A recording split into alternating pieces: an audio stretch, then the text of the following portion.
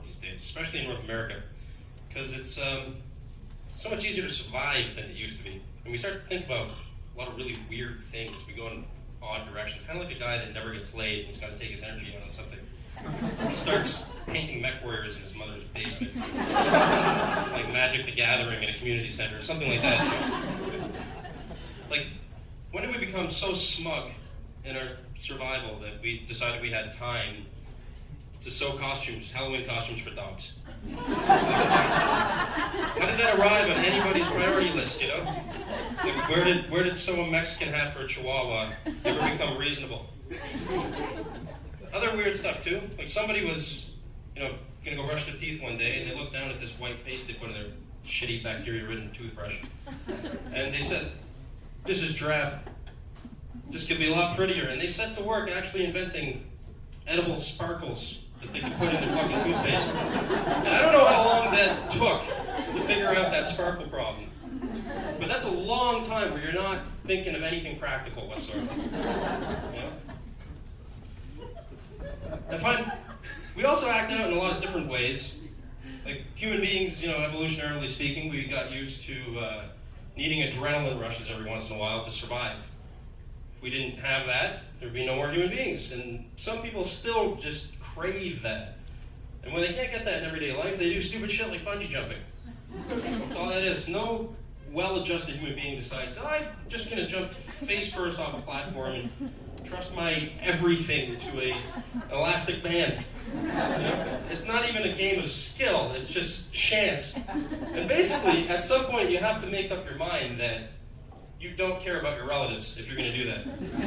Like, you've pretty much decided that if you splat onto the ground like 200 pounds of raw burger meat onto a countertop, that you're cool with like somebody just shoveling you up and putting you into a casket, and your parents are just going to have to move on with their lives. You know, that's... Thank you.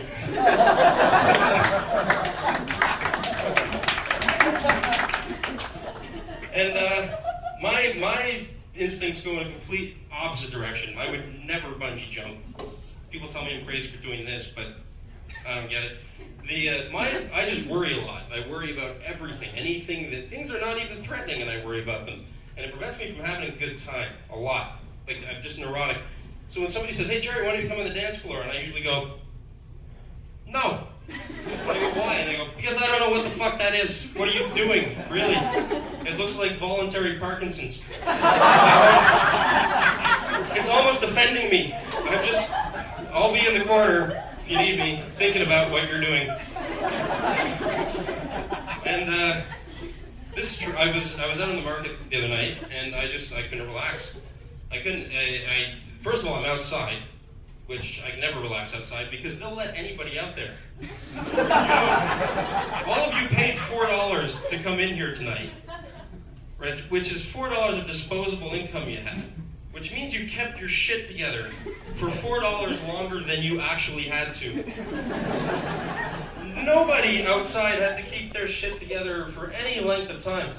So when I'm walking around, basically, everybody's seen Terminator, I assume.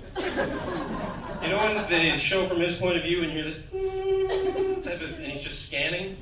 And it'll be like a person, and you just see like a shape around the person. There's a scientific breakdown of what that is underneath. That's the robot's point of view. Basically, that's what it looks like for me.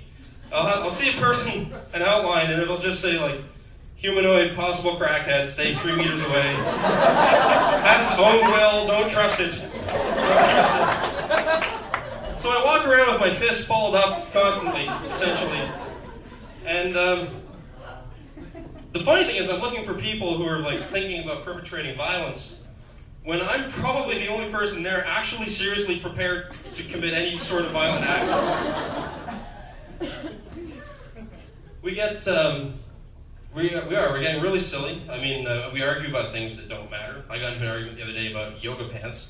Because, somebody just posted on Facebook that this is apparently true. I guess bigger women, we'll say, were complaining that the crotch on the yoga pants when they're walking around, it just wears out too quick. And I guess the guy, the owner of Lululemon, he said basically, well, not everybody belongs walking around in yoga pants. And and he's in a bit of trouble, but I would take it even farther and say that nobody belongs actually walking around in yoga pants any more. Like, I don't go to the movie theater in a karate gi.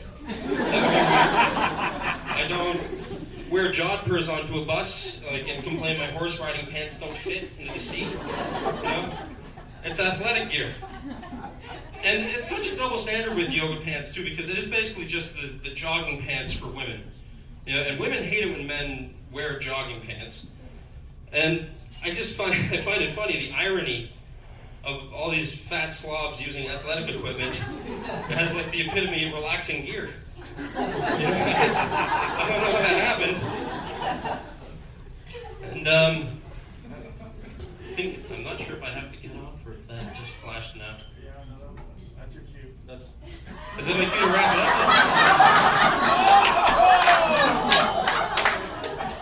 If I could see you, I'd make fun of you.